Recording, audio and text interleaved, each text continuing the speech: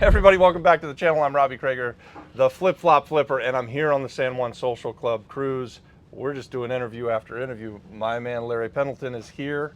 He is a tax expert, and we're going to talk about ways that you can save some of that sweet money that you earn by flipping houses. Larry, thanks, man, for coming and sitting down with us again. You were on the Monday Night Live. Yeah. I really enjoyed our conversation. I hope we're going to get to teach a masterclass for some of our Apex members in the near future too. So grateful for the opportunity. We got to change, exchange phone numbers and stuff like that. Yes, sir. So introduce yourself, Larry. Tell everyone who you are, and cash flow is king. Tell us where we can meet you. Oh yeah. All of it. Appreciate it. Larry Pendleton. I call myself the investor CPA because our niche is primarily working with investors in the real estate space. Been doing that for over 2 decades now. Been investing myself for over a decade. We're based out of Norfolk, Virginia, Southeast Virginia, for those familiar. It's Norfolk, Virginia. Norfolk, yeah. Excuse the slang. The slang is there. Sorry, Norfolk. Sorry. That's awesome. But yeah, like I said, grateful to kind of come and speak at different events and meet cool people like yourself because there's a lot of good information that needs to be put out there, how to not just make money, but how to keep as much as you make. Keep as much as you can, right? You can pay your fair share, but your fair share should be whatever is the least that you're allowed to pay your fair share. You don't need to pay more. Yeah, the tax code, people don't like to hear that time. Tax code is not made for employees.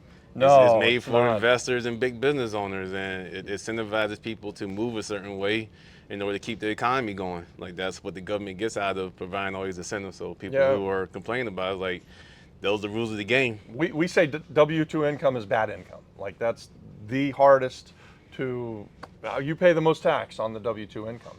I pay the most percentage on my W-2 income just like you do. But if you can become a real estate investor of any kind, the government will reward you. If you become an entrepreneur, there's even more rewards. And so what are some of those ways that we can keep some of this cash flow and ways that we can keep some of our taxable dollars, make them not so taxable? Yeah, so Monday on the Monday Live we talked about depreciation and bonus depreciation when you're owning rental properties and using that extra deduction paper loss to offset other income, especially if you're a real estate professional or in your son's case married to someone who's a W-2 employee, and he can be a real estate professional and use his losses to offset his wife's income to reduce their taxable liability. What I wanted to cover today is more so on the sales side. As a flipper, I tell people that the worst tax, if you're familiar with Robert Kiyosaki's cash flow quadrant, you got employee, self-employed, big business, and investor.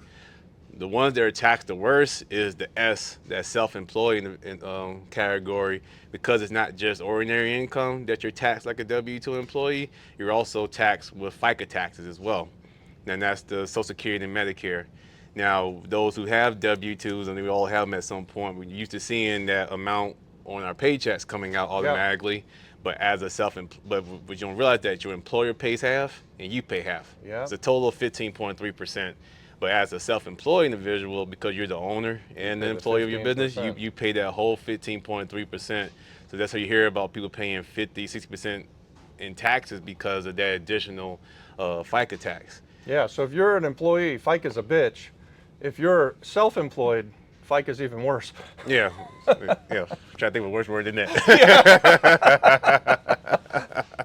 But along with like buying rental property to help reduce that income, your entity structure also plays a factor in it.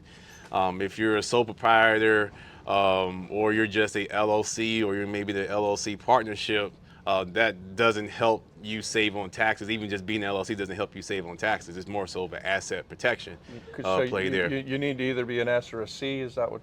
Yeah, well, more so it kind of depends on what type of how your overall numbers from that perspective. I always tell my clients, you start as an LLC, you build your business.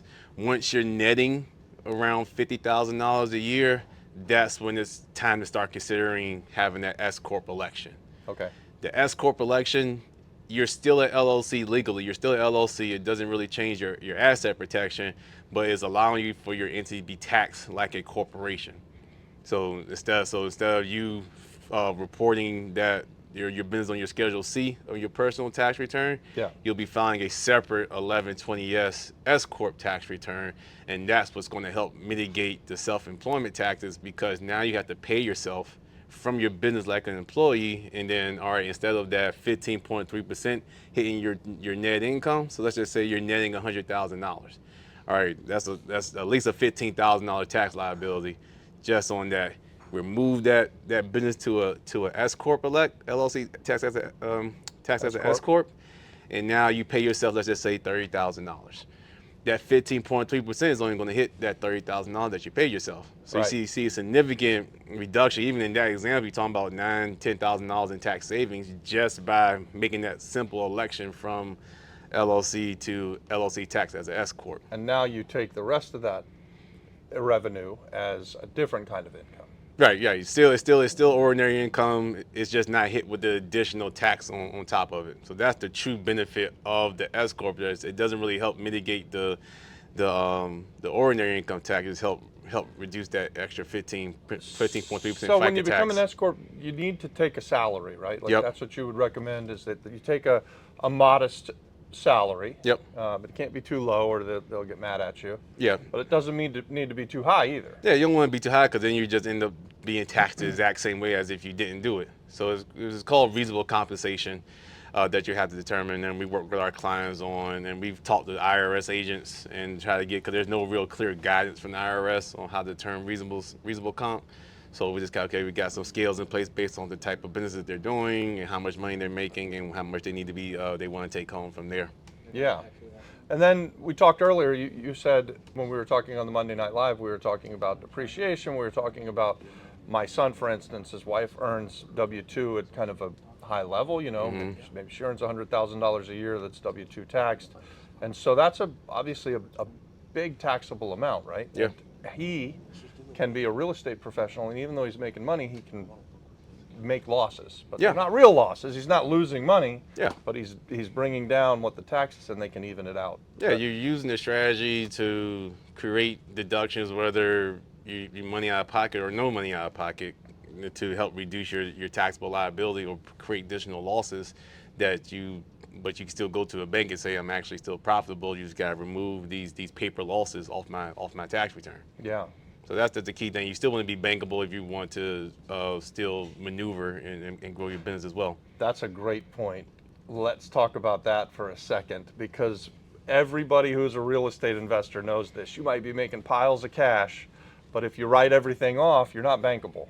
Right. I've had this problem. Don's had this problem. Hell, probably anybody who's been in this game for any amount of time has gone to the bank. And they're like, "You don't make any money." I'm like, "What are you talking about? I make a lot of money." But you're writing everything off because you got a great CPA. How do you balance it? Yeah, so you try to take advantage of stuff where it's not a lot of, like, truly it's going to show up as a negative hit to the business. So, okay, you bought a apartment building or an investment property, and then you accelerate your depreciation off of that. Once again, you're still profitable. Banks are not factoring in depreciation when they determine the debt to income ratio, because it's not an operational expense. Same thing with mileage. Stuff like that, or even like say even the S corp election. Okay, we're able to reduce your taxes, and you're still showing the same profit, and you're showing the salary. So now you're showing your bank a W-2 and a profitable P&L from the same business from the aspect. So we try to tell people, like, it's good to write off stuff. Okay, if we're showing zero, all right, if it's worth showing some money in order for you to get that bank loan, then you try to weigh the scales at that. Well, and the reasonable salary is at least that, right? You're going to always be able to show that income. Yeah. And then you're saying maximize these deductions that aren't going to take away from the fact that you can still show it as profit. So the bank will look at it and say, okay, yeah, we'll give you credit for that income, but you've written it down. You're not paying taxes on that income. Right. Yeah. And I say I have, I don't know how many bank calls with my clients multiple times a month. That kind of, because depending on who they're banking with, they may not know how to really read the tax returns aspect. So that's just the value of having somebody in your corner that can help be like, hey, here's what's going on his tax return, and here's why these are not operational expenses that's going to impact the business. Like the business true net income is this, even though we're showing a net loss. Yeah. And having a great accountant like this that can explain it to your bank, it's invaluable, guys. So if you just go out and hire the everyday tax accountant, they're not going to be able to do that for you. unlikely to understand what it is that you're doing as a real estate investor. So I'd love for you to pitch yourself here. Let people, are you looking for more people? Do you need more clients? Because I know that there's a lot of people watching this that need you. No, we're looking to serve more qualified clients. I tell people it's a two-way street. It has to make sense for both sides. So even if it's not a good fit for me, I have a whole portfolio of other CPAs that it may be a better fit for them. So it's all about just having those initial discussions and possibly working together down the road. But people can reach me at theinvestorcpa.com. You can book see all the podcasts or stuff that I've been on, investments that we're into, as well as how to book a meeting. I'm on Instagram, LinkedIn, Facebook. So you're easy to find. Yeah, I try to make myself easy to find. That's why we got logos, and I keep the beard and all of that. And we'll make sure to have his contact information in the description of this video as well. Always grateful to kind of speak and help educate people because a lot of bad information out there, and I mean it's an opportunity for people not to spend their money on taxes. Yeah, I love that you have the giver's heart, right? Like, I mean, we literally just met, and you've already come and sat down with us twice, telling our audience, you know, how they can save money on taxes, educating people, educating me, right? Like, I'm not a tax guy.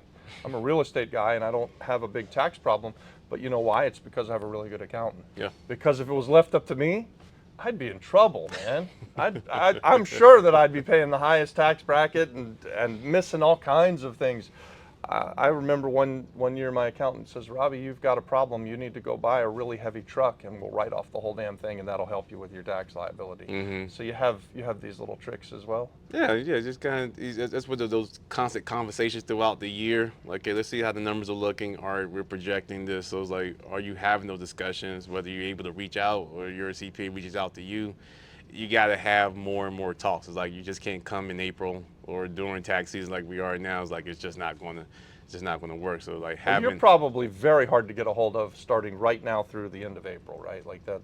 Yeah, that's just the typical accountant. You're going to be so busy, your eyes will be floating. Yeah, like I say, we try to balance our companies to stay kind of niche and mobile, so I can still like come to events like this. So I have a great team that works underneath me that allow me to come here, and then we'll hit the ground running again once we're back. But yeah, until April 15th, we'll be rocking and rolling. No sleep. No sleep till April 16th. It is spring break with the kids, so I get to make up for that. Yeah, that's right. What kind of real estate do you like to invest in? As of right now, we're focusing on our new construction of single-family homes, and we also acquire mortgage notes as well. We were talking about D and Z earlier. That's what really kind of got me in that path. But yeah, our goal now is like, hey, we're just going to just hoard land. When the opportunities make sense to build on it, we'll reach out to our private lenders and start building at that point. You're building affordable housing? Yes and no. So we got the market housing that we're doing as well. And then it's not so much affordable, we're just trying to make it more attainable for police officers, teachers. We're like, okay, it's still priced as if it's on the market, but then we'll offer significant seller credit. Oh, But we're partnering with the cities that own the land of, okay, we can do this, but we can't do it while also buying the land. Got it. So it's like we try to tell politicians you can't be a wholesaler and then try to collect tax revenue and say you want more affordable housing. Like those three things don't work. Those things don't add up. So we're structured and packaged in a way in the type of multi-generational housing that will allow, okay, cool, you got grandma in the main home, they can combine income. All right, then we can determine what type of seller credit they need in order to fit the loan that they pre-qualified for. So am I understanding right? You build a house with an accessory dwelling. Yep. Grandma lives out back in the accessory dwelling in theory. Yep. And family lives in the main house. And we use income from grandma Yep. to help qualify for the loan of the overall house. Yep. That's pretty sharp. Yep. I don't think a lot of people are thinking that way, right? So like if you ever get one takeaway from a video that we've got, this could be the one that's going to go out and make you a whole bunch of money, because if you're building new houses, if you do this accessory dwelling, you have a whole new group of people that now can qualify for a loan because there's multiple income streams coming by doing this generational housing, or the multiple families in one house. Yeah. I've been fortunate to be on the planning commission for the city of Norfolk for the past 2-3 years, so to kind of hear, okay, what the public wants, what the politicians are saying, what the builders are saying, how much things are costing. So I've heard all the different angles. Okay, now we can try to structure something that can I mean, it's not going to please everybody, but like, cool, the ultimate greater good is being done. Right. I love it. I like entrepreneurs. I think entrepreneurs do a ton of good. I call them real estate investor superheroes. You're an accountant superhero for the real estate investors, but you're out there doing the best you can, doing good for the world, and I love it, man. Yeah. Thanks for coming in and talking with us. Appreciate it. Thank And you and again. I appreciate it. Yeah, thank you, man. Tell everybody again how we can meet you, how we can get a hold of you. Yep, the investor CPA, all my .com, the investorcpa.com, all my contact information is up there. Yeah, looking forward to adding value and meeting new awesome people. Yeah, let's do it. And by the way, if you get a chance to come with us next year on the San Juan Social Club cruise, I highly recommend it. We'll put a link in the description of this video as well. We're going to have a bunch of this stuff out here, but I have met so many great people. I don't know if that's your experience, but for me, I just can't imagine a better place, better quality people that are going to collaborate together. It's been really amazing. Yeah. Is that what you're feeling as well? Just the room with just rock stars, and learning a lot, and just mindset just shifted different things that we want to start kind of pushing forward on. Already texting my team back at home, we got to do X, Y, and Z now. Yeah. just for a couple of days of being here. Yeah, for me, the biggest takeaway of the week is that we're now going to be a family office. I hear about these family offices all the time, and I met a couple of them this week. I'm like, we could do that. We could be a family office. So that's our big takeaway. Guys, thanks for watching. Give it a like, leave some comments, subscribe to the channel. Thank you so much, Larry. Thank you, Robert.